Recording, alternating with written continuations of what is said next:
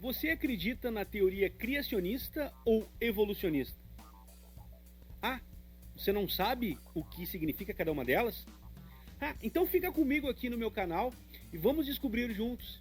E aproveita a vinheta que vem agora, que é muito rapidinho, para deixar aquele like bacana e fortalecer o canal. Eu já volto, é rapidinho.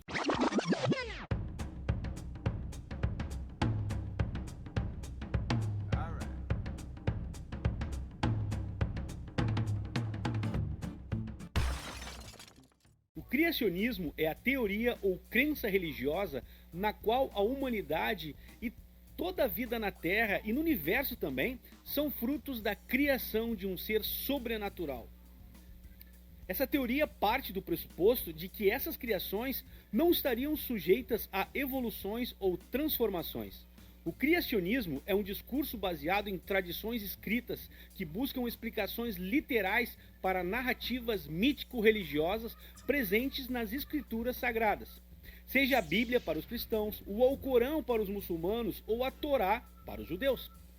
Cada religião no mundo construiu sua própria teoria criacionista. Na civilização grega foram os titãs. Não é a banda, tá? Se tu tá meio perdido, não tô falando da banda, tá? Os titãs lá da mitologia grega, que dá origem ao nome da banda. Que deu origem ao homem, à humanidade, moldado em barro, como na narrativa bíblica, na qual o homem teria sido criado após o céu e a terra. Já na mitologia africana, Olorum foi o criador de todas as coisas existentes no mundo, até mesmo das outras divindades. Assim, a partir de Olorum, Oxalá criou os seres humanos. No Ocidente e logicamente no Brasil, a influência do criacionismo cristão, de que Deus teria criado o homem à sua imagem e semelhança, é com certeza a teoria mítica mais aceita e difundida dentre as teorias criacionistas. Tal história mítica tem origem no judaísmo, sendo posteriormente incorporada pelo cristianismo, a qual, como eu já havia dito anteriormente, está descrito nos primeiros capítulos do livro do Gênesis, na Bíblia. A palavra Gênesis tem origem latina e significa início, o nascimento. Agora tu entendeu por que a Bíblia começa com o Gênesis. É fácil, né? Acompanhe um trechinho do texto do Gênesis. No começo, Deus criou os céus e a terra. A terra era um vazio, sem nenhum ser vivente, e estava coberta por um mar profundo. A escuridão cobria o mar, e o Espírito de Deus se movia por cima da água. Então Deus disse: que haja luz, e a luz começou a existir. Deus viu que a luz era boa e a separou da escuridão. Deus pôs na luz o nome de dia, e na escuridão pôs o nome de noite. A noite passou e veio a manhã. Esse foi o primeiro dia. Então Deus disse: que haja no meio da água uma divisão para separá-la em duas partes. E assim aconteceu. Deus fez uma divisão que separou a água em duas partes. Uma parte ficou no lado de baixo da divisão, e a outra parte ficou do lado de cima. Nessa divisão, Deus pôs o nome de céu. A noite passou e veio a manhã. Esse foi o segundo dia. Aí Deus disse: que a água que está debaixo do céu se ajunte num só lugar, a fim de que apareça a terra seca. E assim aconteceu. Deus pôs na parte seca o nome de terra, e nas águas que se haviam ajuntado, ele pôs o nome de mares. E Deus viu que o que havia feito era bom. Em seguida, ele disse: que a terra produza todo tipo de vegetais, isto é, plantas que deem sementes e árvores que deem frutas. E assim aconteceu.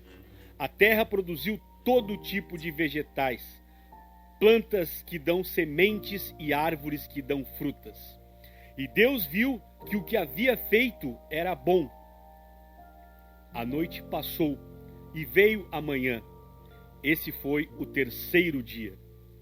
Então Deus disse: que haja luzes no céu para separarem o dia da noite e para marcarem os dias, os anos e as estações. Essas luzes brilharão no céu para iluminar a terra. E assim aconteceu. Deus fez as duas grandes luzes, a maior para governar o dia e a menor para governar a noite. E fez também as estrelas. Deus pôs essas estrelas no céu para iluminarem a terra, para governarem o dia e a noite e para separarem a luz da escuridão. E Deus viu que o que havia feito era bom. A noite passou e veio a manhã. Esse foi o quarto dia. Depois Deus disse: que as águas fiquem cheias de todo tipo de seres vivos, e que na terra haja aves que voem no ar. Assim Deus criou os grandes monstros do mar, e todas as espécies de seres vivos que em grande quantidade se movem nas águas. E criou também todas as espécies de aves. E Deus viu que o que havia feito era bom. Ele abençoou os seres vivos do mar e disse: aumentem muito em número e encham as águas dos mares, e que as aves se multipliquem na terra. A noite passou e veio a manhã. Esse foi o quinto dia. Então Deus disse: que a terra produza todo tipo de animais, domésticos, selvagens, e os que se arrastam pelo chão, cada um de acordo com a sua espécie. E assim aconteceu. Deus fez os animais, cada um de acordo com a sua espécie, os animais domésticos, os animais selvagens e os que se arrastam pelo chão. E Deus viu que o que havia feito era bom. Aí ele disse: agora vamos fazer os seres humanos, que serão como nós, que parecerão conosco. Eles terão poder sobre os peixes, sobre as aves, sobre os animais domésticos e selvagens e sobre os animais que se arrastam pelo chão. Assim Deus criou os seres humanos. Ele os criou parecidos com Deus. Ele os criou homem e mulher e os abençoou, dizendo: tenham muitos e muitos filhos, espalhem-se por toda a terra e a dominem. E tenham poder sobre os peixes do mar, sobre as aves que voam no ar e sobre os animais que se arrastam pelo chão. Para vocês se alimentarem, eu lhes dou todas as plantas que produzem sementes e todas as árvores que dão frutas. Mas, para todos os animais selvagens, para as aves e para os animais que se arrastam pelo chão, dou capim e verduras como alimento. E assim aconteceu. E Deus viu que tudo o que havia feito era muito bom. A noite passou e veio a manhã. Esse foi o sexto dia.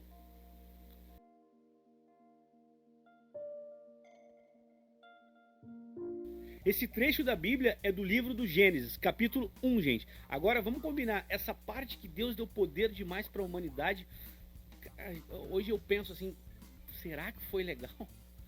Para a gente ver o que a humanidade está fazendo com o planeta.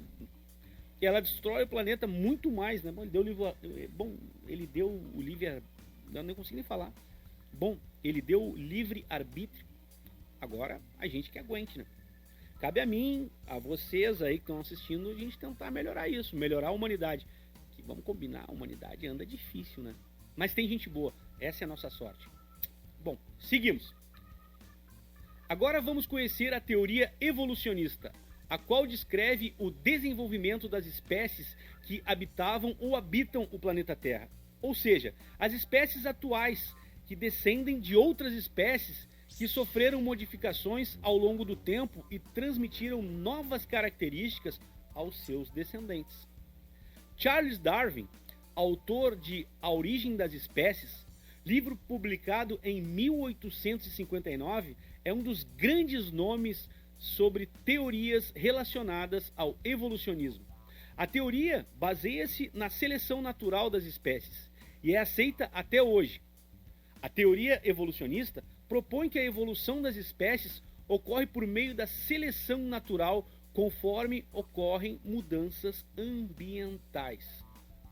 Nem todo mundo evolui, eu acho. Bom, seguimos. Neste contexto, precisamos conhecer as teorias lamarquistas e darwinistas. Você está esperando o quê? Bora conhecer, gente!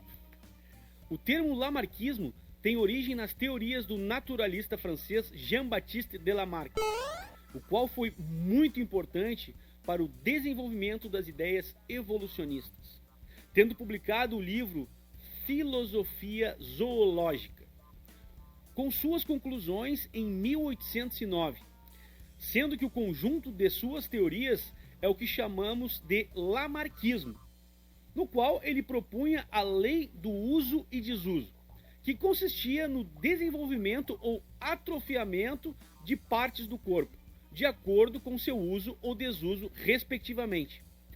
Vamos combinar uma coisa, gente. Pessoal que não gosta de estudar, que não usa o cérebro, que não para refletir, não tem uma capacidadezinha analítica, cuidado que, de acordo com essa teoria, você pode ficar sem cérebro. Se é que já não está, né? Com isso, tais características seriam passadas ao longo do tempo para as gerações seguintes, o que ele explicou na lei da transmissão dos caracteres adquiridos. Agora, vamos falar da teoria mais famosa, a qual escandalizou a sociedade no século XIX e ainda hoje causa um grande alvoroço: o darwinismo, baseado na teoria da evolução das espécies, que tem como principal articulador o naturalista britânico Charles Darwin, pois é o conjunto de suas teorias evolutivas que chamamos de darwinismo, na qual Darwin afirmou que os seres vivos, inclusive o homem, descendem de ancestrais comuns, que modificam-se ao longo do tempo. Assim, as espécies existentes foram evoluindo de espécies mais simples que viveram antigamente. Isso não quer dizer, gente, já vou antecipar, a gente vai falar isso numa aula mais adiante sobre pré-história. Isso não quer dizer que o homem veio do macaco, certo? Nós viemos de um parente próximo, mas nós não evoluímos do macaco. Já fica aqui a dica bem antes para você não tirar conclusões precipitadas. Mas isso a gente vai entrar com detalhes na aula sobre pré-história. Outro aspecto a ser destacado é o que ele chamou de seleção natural, que foi o princípio utilizado por Darwin para defender a sua teoria. Segundo ele, somente as espécies adaptadas às pressões do ambiente são capazes de sobreviver, se reproduzir e gerar descendentes, diferentemente de Lamarck, que afirmava que a evolução se dava pelo uso e de desuso de partes do corpo, pois, para Darwin, o ambiente era o que atuava na seleção das características vantajosas, pois não é o mais forte que sobrevive, nem o mais inteligente, mas o que melhor se adapta às mudanças. Embora muitos estudiosos afirmem que Darwin nunca falou isso, mas sua teoria subjetivamente disse, que disse disso, pode ter certeza que sim, eu não tenho dúvida nenhuma. Então vamos tentar entender as principais ideias de Darwin. A primeira delas é onde os indivíduos de uma mesma espécie apresentam diferenças entre si, resultado de variações entre as suas características. Uma segunda, mas não menos importante, é de que os indivíduos com características vantajosas às condições do ambiente possuem mais chances de sobreviver do que aqueles que não apresentam tais características. E a terceira, também muito importante, é de que os indivíduos com características vantajosas também possuem mais chances de deixar descendentes. Quando falamos da teoria da evolução de Charles Darwin, não podemos deixar de mencionar outro personagem, o naturalista britânico Alfred Russel Wallace. Ele desenvolveu uma teoria semelhante à de Darwin sobre a evolução das espécies. Wallace enviou a Darwin os seus manuscritos e em 1858 a teoria da evolução foi publicada no nome dos dois naturalistas. Só que Charles Darwin, por ser mais reconhecido, acabou por receber o mérito e prestígio de criador da teoria. ganhou a cultura pop aí, ficou tranquilo, né? Poderíamos falar, inclusive, mais, gente, sobre essas teorias e também da chamada teoria neodarwinista, também chamada de teoria sintética, surgida já no século XX, diferentemente das teorias que nós falamos anteriormente, que surgiram no século XIX. Essa chamada teoria sintética, ela caracteriza-se pela união dos estudos de Darwin e principalmente a seleção natural, com as descobertas na área da genética. Isso porque, na época dos primeiros estudos evolucionistas, ainda não se conhecia como funcionava o mecanismo de hereditariedade e mutação, os quais só foram desvendados tempos depois a partir dos estudos de Gregor Mendel. A influência atual dos estudos sobre a evolução pode ser percebida em todas as áreas da biologia. Mas, como eu sou um professor de história, eu vou ficar por aqui. Não vou me atrever a entrar mais. Ficou curioso? Pergunta para a tua professora ou para o teu professor de ciências, pois eles sabem indiscutivelmente mais do que eu sobre as teorias evolucionistas. Pois isto pertence muito mais à área da biologia do que de história. Ou para ficar mais bonitinho e técnico, pertence muito mais às ciências da natureza do que às ciências humanas. E você, acredita em qual teoria? Criacionista ou evolucionista? Coloque aqui nos comentários e me diga por que acredita mais numa do que em outra. Um fraternal abraço a todos e um beijo no coração. Tchau, tchau, valeu!